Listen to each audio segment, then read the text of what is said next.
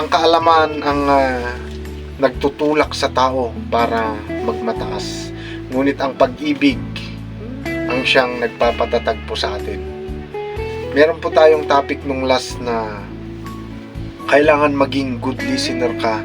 Kailangan marunong kang makinig sa mga payo para mas lumawak pa yung kaalaman sa mga bagay-bagay. Lalong-lalo na syempre yung kaalaman natin sa salita ng Diyos.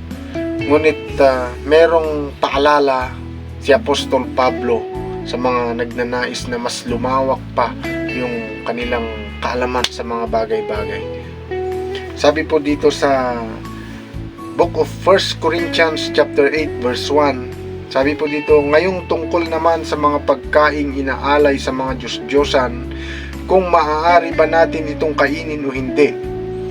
Kahit marami na ang ating nalalaman, dapat nating tandaan na kung minsan ang kaalaman ay nagpapayabang sa tao.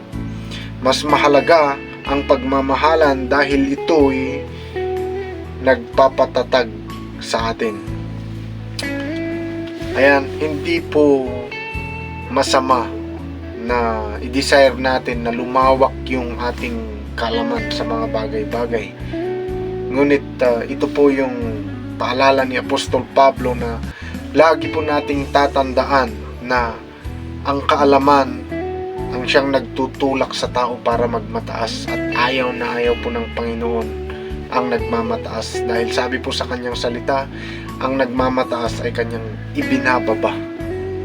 Kaya lagi po nating tatandaan na mas importante pa rin, mas mahalaga pa rin yung pag-ibig na siyang nangingibabaw sa ating puso. Hindi po masama na nagkakaroon tayo ng mas malawak na kaalaman, ngunit mas mahalaga pa rin yung pag-ibig.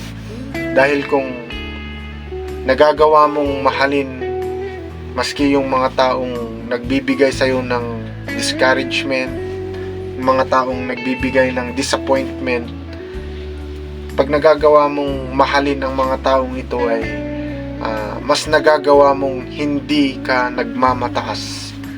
Kaya I encourage na mas mangibabaw yung love sa ating puso. At ayun lamang po, ako po muli si Brother Renz na muling nagpapaalala na lagi tayong magbasa ng Biblia araw-araw upang malaman natin kung paano mamuhay ng ayon sa kalooban ng Diyos. God bless you.